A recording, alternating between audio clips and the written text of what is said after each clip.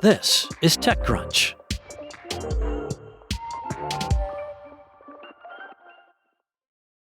The new deep learning techniques behind LLMs have also given us weather simulations that can run on laptops instead of supercomputers, changing meteorology. But the bigger task for AI may be making it easier for people and organizations to put those forecasts to work.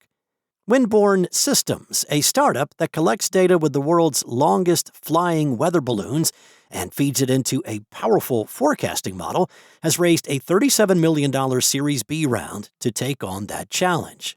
The new round was co-led by Khosla Ventures and Galvanize, with additional investments from TransLink Capital, Lux Capital, and previous investors, and it values the company after this round of funding at $250 million. Founded back in 2019, WindBorne started with a plan to acquire a novel set of weather data with its low-cost weather sensors and endurance balloons. The development of AI weather forecasting models in the last 4 years has allowed them to make their own forecasts, something that was not previously possible for most private companies because of the cost of the supercomputers previously required to simulate the atmosphere.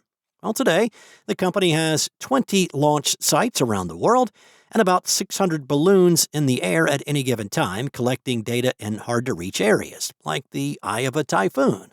Now the company is beginning to deploy aerial sensor packages that can fall into the ocean and continue collecting measurements as floating buoys. The proprietary dataset generated by this planetary nervous system, as CEO John Dean likes to call it, creates a moat for their weather model, which also ingests datasets generated by government weather agencies around the world. Dean said, "We demonstrated that when you add balloons to the forecast, you get more accurate forecasts, and the value per data point is much stronger than satellites. We've also been growing revenue while we're doing that, so that de-risks the demand signal to VCs." So the company's main customers today are government agencies. The U.S. National Weather Service purchases the company's data, while the U.S. Air Force and U.S. Navy are paying WindBorne through research partnerships, including an effort to develop forecasting models that can be run on board ships that may have intermittent connections to the rest of the world. What's next is commercial business. Right now, that's mainly focused on investment funds that use weather data to predict commodity prices and other business outcomes.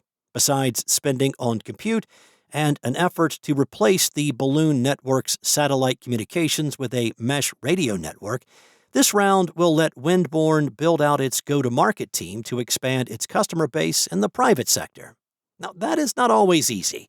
In the last decade, a variety of startups have tried to scale up sensing businesses like Earth-observing satellite networks, but found it difficult to break through to the private sector because extracting value from that data requires experience and established workflows. Most turn to government agencies that are used to employing that data already. Private weather forecast companies do exist, but make most of their money repackaging or refining government forecasts for the news media, servicing specialized needs like plane de-icing and ship routing, or the above-mentioned speculators. That, however, may change as AI tools make data crunching more efficient. Saloni Multani, a partner at Galvanize who co-led the round, said that the private weather market has been limited because integrating weather forecasts into broader business decision-making has traditionally been expensive and difficult. So Multani thinks that AI changes that equation.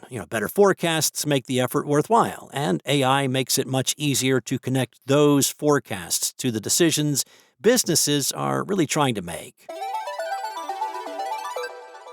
Hark is a startup that raised $700 million in Series A funding back in May, and today it launched its agent Hark Handoff, which can use a browser efficiently to complete tasks. Now, the company claims that Handoff can easily navigate websites that have no official APIs, including Target, Walmart, OpenTable, and LinkedIn.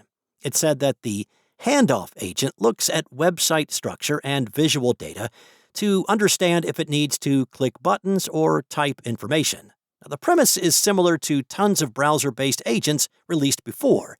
Issue a command, and it will complete tasks for you, including ordering food or coffee, booking travel tickets, filing returns, shopping for essentials, reserving a table at a restaurant, or researching on your behalf by looking at various sources.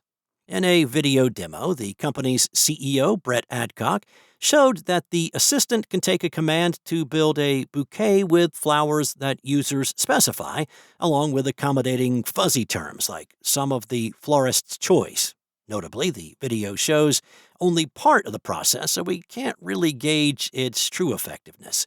Now, the company said that for this release, it's using a post-trained model and plans to pre-train later this year. Hark said that with this approach, it can refine its data pipeline, training infrastructure, and techniques more quickly.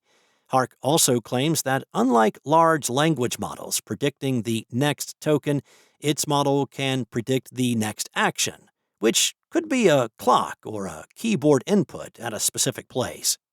There are many companies working on computer use agents, including Google, OpenAI, and Anthropic, with VC-funded startups working on browser-based task automation, such as Browser Use, Polar, Strawberry, and Aside.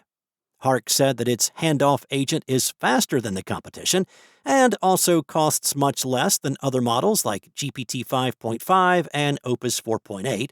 The startup has opened a wait list for its platform and plans to release it by the end of the summer. That's all for now.